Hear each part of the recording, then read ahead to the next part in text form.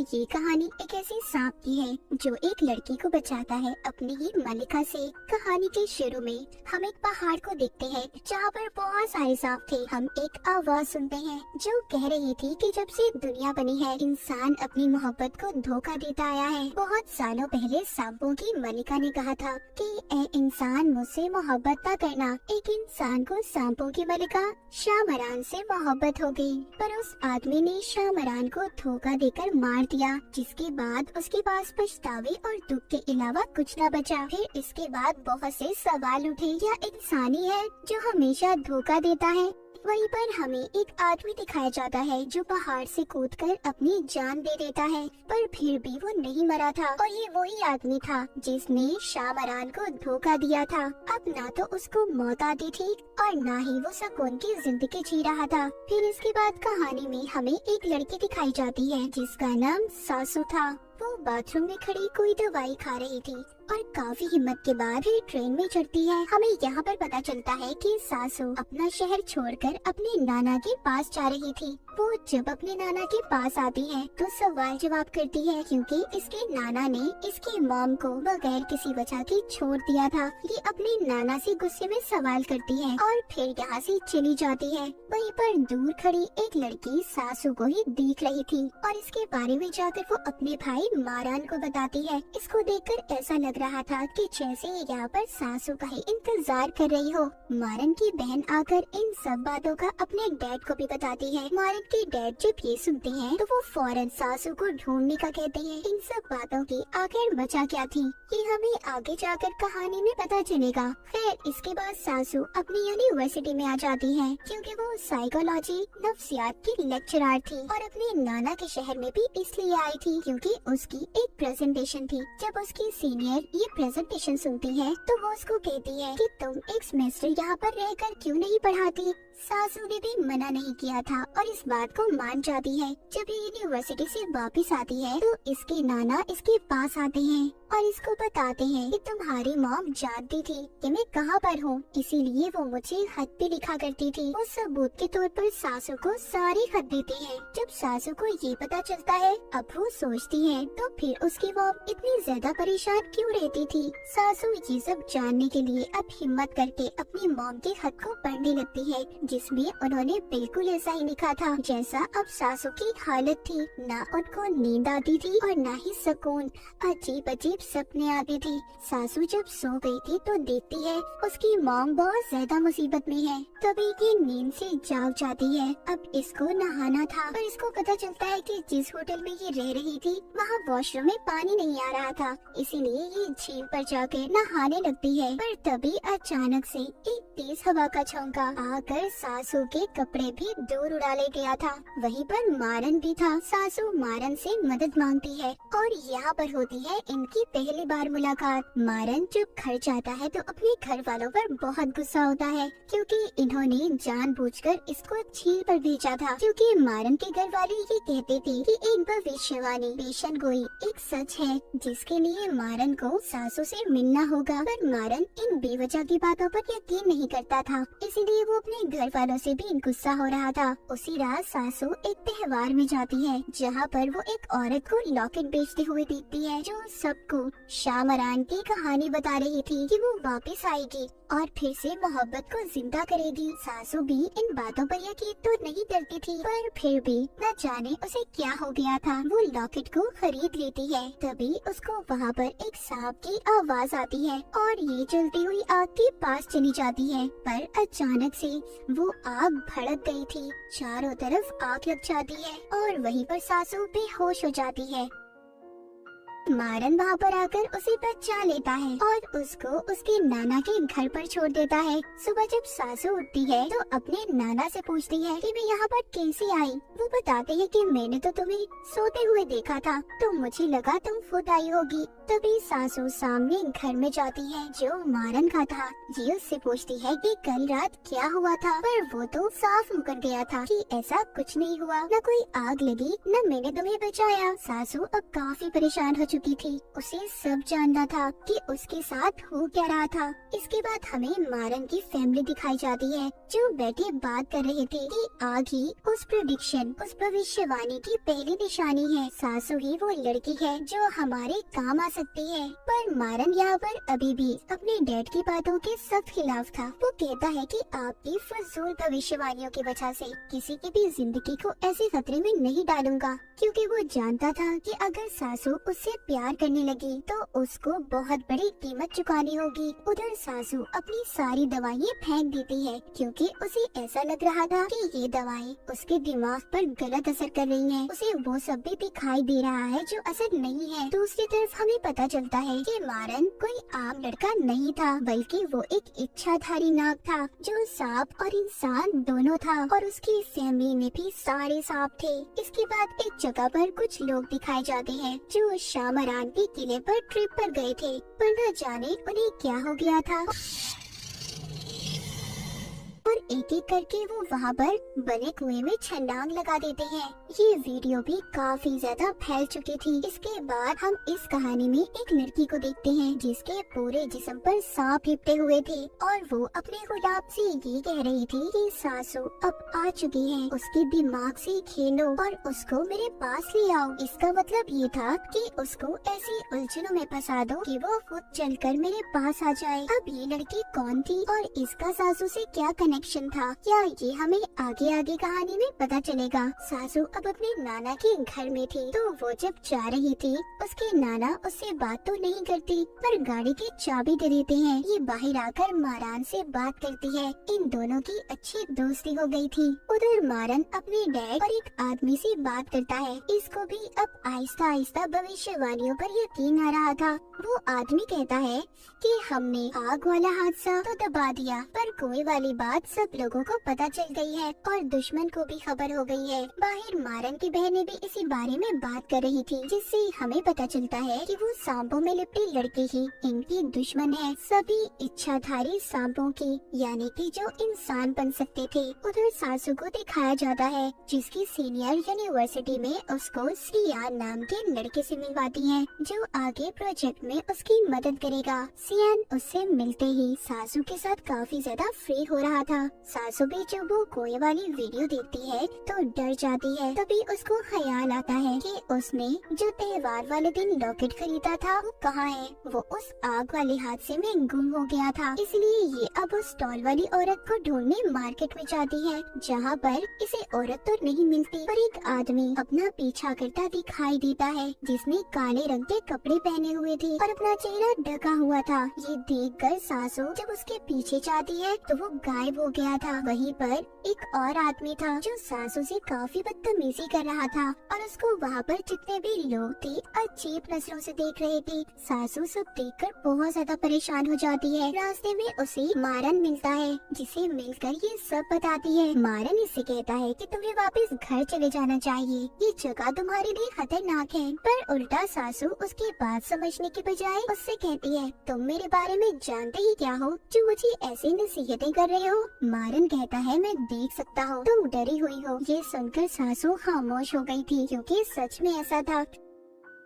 रात को घर पर मारन की बहन उससे बात करती है, कहती है कि तुम यकीन क्यों नहीं कर लेते सब बातों पर। तुम और सासू एक दूसरे की जरूरत हो, तुम ही हो जो उसके लिए बने हो। पर मारन कहता है नहीं, मैं ऐसा नहीं कर सकता, और इसी भविष्यवाणी की वजह से बहुत सी औरतों की जान गई है। पहले सासू की मॉम की और फिर हमारी मॉम। अब मजीद ये सब बर्दाश्त नहीं करूँगा। लेकिन इन सब बातों के बावजूद मारन सासू से दूर नहीं जा रहा था। सासू के नाना वही दवाइयाँ खा रहे थे जो सासू खाया करती थी। इसका मतलब ये था कि ये कोई इनकी खानदानी बीमारी थी। रात को सासू जब सो रही थी तो वही मशकूक आदमी इसके कमरे में आता है। सासू का लॉकेट भी उसके पास ही था। वहीं पर एक बहुत बड़ा सांप आता है, सोते हुए सासू पर लिपट गया था। सासू इन सब से डरकर जब उठती है तो इसके बारे में वो नहीं जानती थी ये कोई सपना था या हकीकत। इसीलिए सासू इन सब से तंग आकर झील में तैरने चली गई थी। अगली सुबह जब ये यूनिवर्सिटी जाती है तो सियान इसको खाना खाने के लिए साथ ले जाने का बोलता है। जब ये खाना खा रहे थे तो सासू जब वॉशरूम जाती है, इसको वहाँ से सांपों की आवाज आ रही थी। और उसको वहाँ पर ऐसा लग रहा था कि जैसे ये पानी की आवाज थी। पर उसके जाते ही वहाँ पर वही आदमी था जो अब तक इसका पीछा कर रहा था। फिर जब सियान सासू को घर छोड़ता है, मारन भी अपने घर के बाहर खड़ा था जो इन्हीं को देख रहा था, जिससे हमें पता चलता है कि मारन सियान को जानता था। इनका आपस में कोई रिश्ता तो था पर अच्छा नहीं था। अब रात को सासू अपने नाना के हाथों पर निशानों को देखती है जो ऐसे थे जो हाथ बांधने से बचते हैं। अगले दिन सासू जब यूनिवर्सिटी थी तो मारन की बहन अपनी बहन को कॉल करती है कि वो सासू का ख्याल रखे, पर इससे पहले वो उसका ख्याल रखती बहुत देर हो चुकी थी। वो उस आदमी को देख लेती है जो इसका पीछा कर रहा था। वो उसका पीछा करती एक खाली कमरे में आ गई थी। वो जब अंदर जाती है तो सासू वहाँ पर एक बहुत बड़ा सांप देखती है और कमरे का दरवाजा खुद ब खुद बंद हो गया था। पर सियान वहाँ पर आकर उसे पहचान लेता है और कहता है कि सिर्फ तुम्हारा कोई वहम है और कुछ नहीं। सासू अपने साथ होने वाले इन हादसों से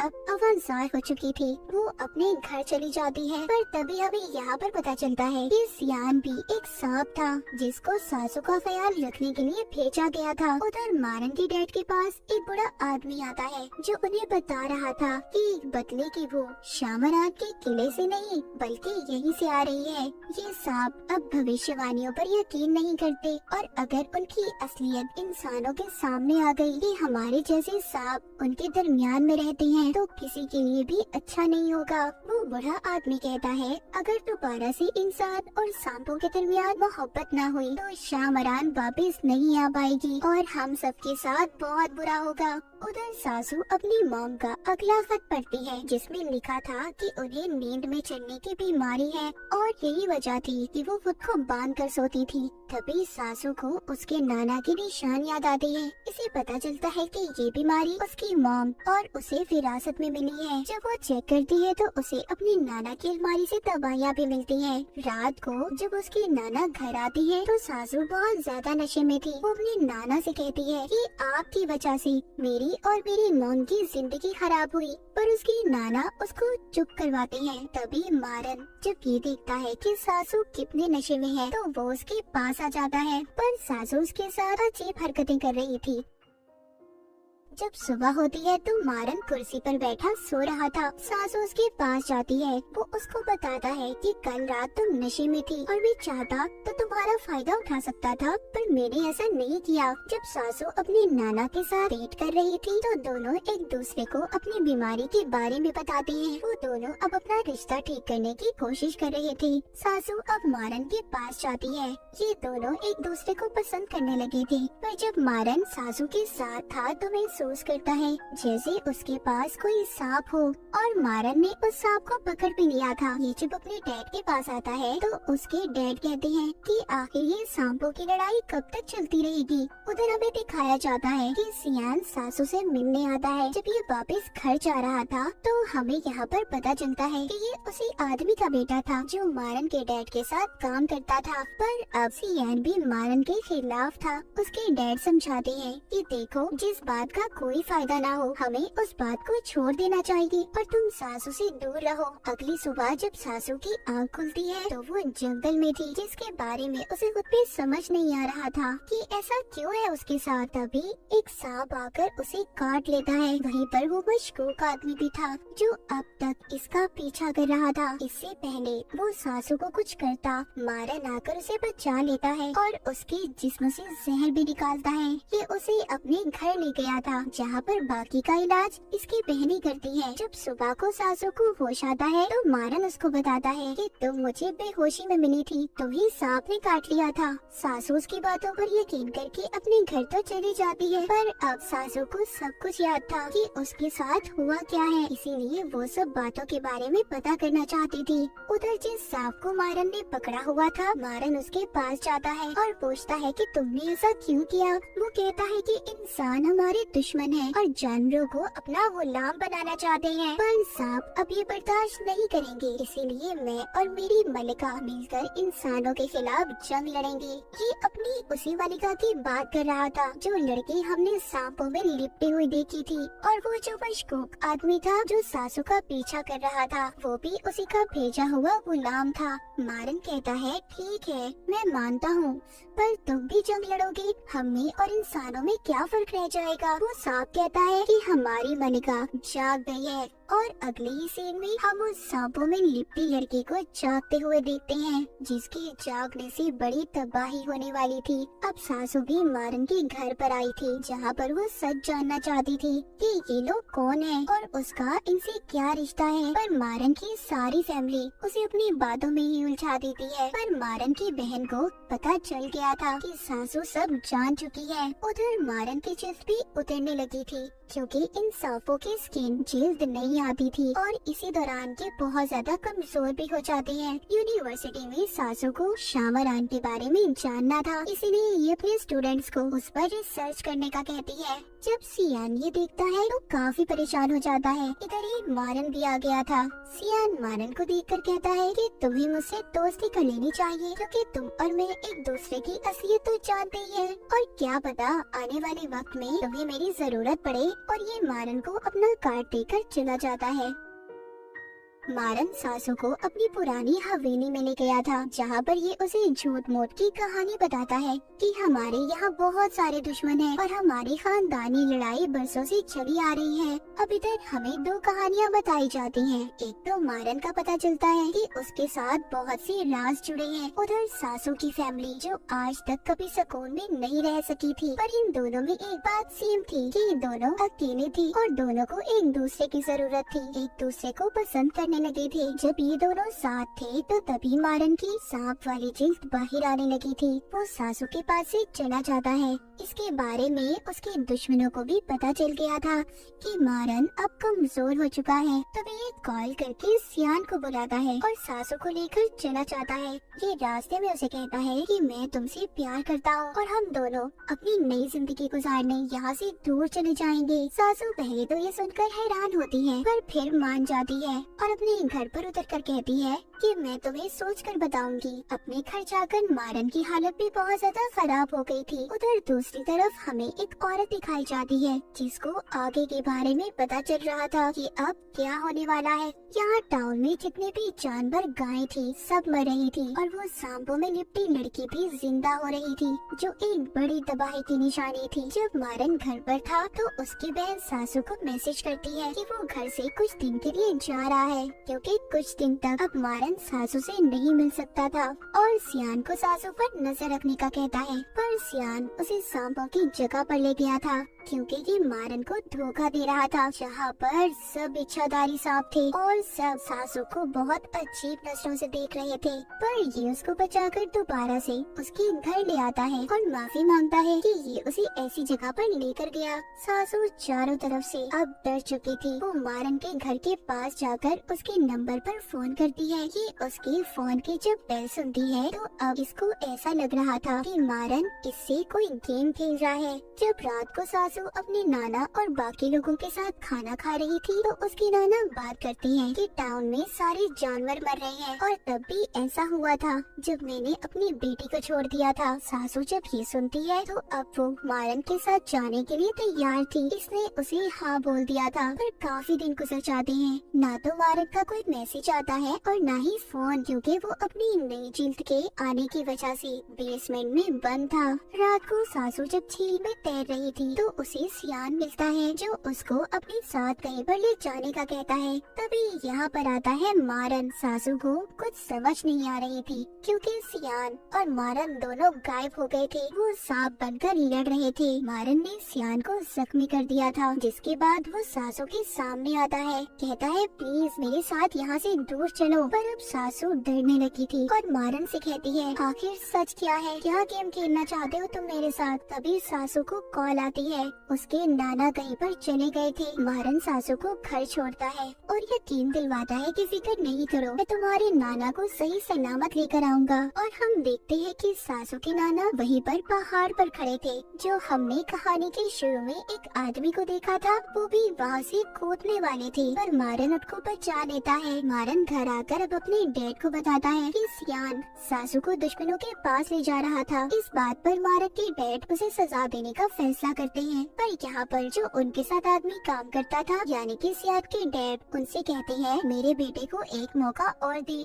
मैं उसे समझाऊंगा। पर जब ये अपने बेटे के पास जाता है तो उसको जख्मी देखकर अब ये भी फैसला करता है कि ये उस काले कपड़ों वाले आदमी का साथ देंगे और सासू को अपनी मलिका के पास लेकर जाएंगे। ये सभी मिलकर सासू के सीनियर को अपने काबू में करते हैं, जो अगले दिन सासू को शामरान की हवेली में ले जाती है, ये कहकर कि उनका कोई ट्रिप है। सासू उसी कुएं के पास जाती है जहाँ पर लोगों ने छलांग लगाई थी। उधर ये अपना गुम हुआ लॉकेट देखती है जो वहाँ लटका हुआ था, जिसे लेने के लिए जब ये अंदर जाने वाली थी तभी मारन की बहन आकर उसे बचा लेती है। उधर मारन सियान के पास जाता है और उसे धमकी देता है कि तुम सासू से दूर रहो। वहीं दूसरी तरफ मारन की बहन को सीनियर को देखकर पता चल गया था कि उस पर सांप का असर है। उस पर दुश्मनों ने अपना काबू कर लिया है। जब सासू घर आती है तो इसके नाना का इलाज वही औरत कर रही थी जिसको हमने पहले देखा था, जिसको भविष्यवाणी के बारे में पता चला था। वो अपने नाना को हॉस्पिटल ले जाने का कहती है। सासू अपने नाना को बताती है कि आप मेरे लिए बहुत अहम है।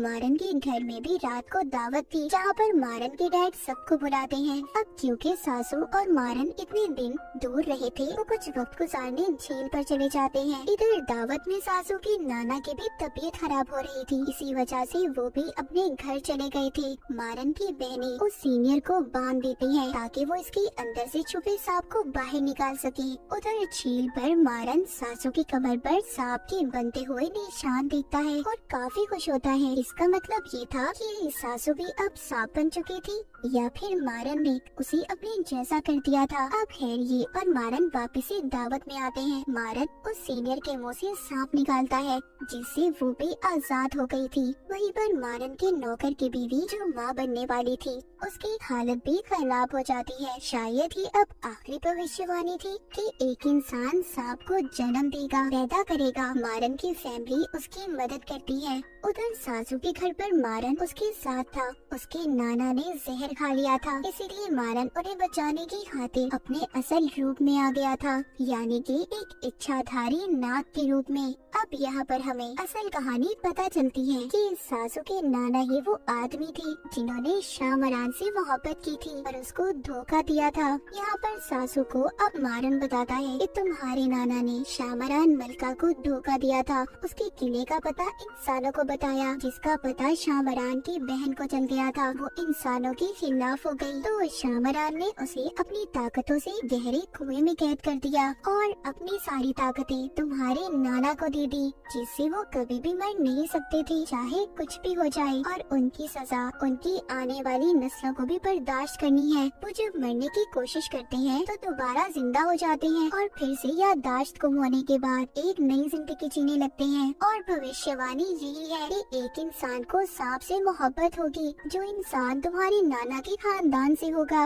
यानी कि तुम। इस बार इंसान को कुर्बानी देनी होगी, उसे सांपों के साथ जमीन के नीचे जाकर रहना होगा। सासू को इन सब बातों के बारे में कुछ समझ नहीं आ रहा था। वो भागकर जंगल में चली गई थी। उधर हमें मारन के डैड दिखाए जाते हैं जो बताते हैं कि हमें सासू को कुर्बान करना होगा। ये बात इन्होंने मारन को भी नहीं बताई थी। इधर सासू पर जंगल में वही आदमी हमला कर देता है जो अब तक इसका पीछा कर रहा था, पर सासू अपनी ताकत से उससे बच जाती है। सासू भी क्या अब सांप बन चुकी थी। सासू के घर आकर एक सांप ने इसके नाना को भी मार दिया था। सासू और मारन दोनों ने अपनी असलियत को मान लिया था कि वो दोनों अब सांप हैं, पर ये बात इन्हें नहीं पता थी कि अभी तो ये शुरुआत थी, क्योंकि शामरान की बहन जाग चुकी थी। अब सासू और मारन के साथ आगे क्या होने वाला था कोई भी नहीं जानता था। और इसी के साथ ये कहानी यहीं पर खत्म हो जाती है।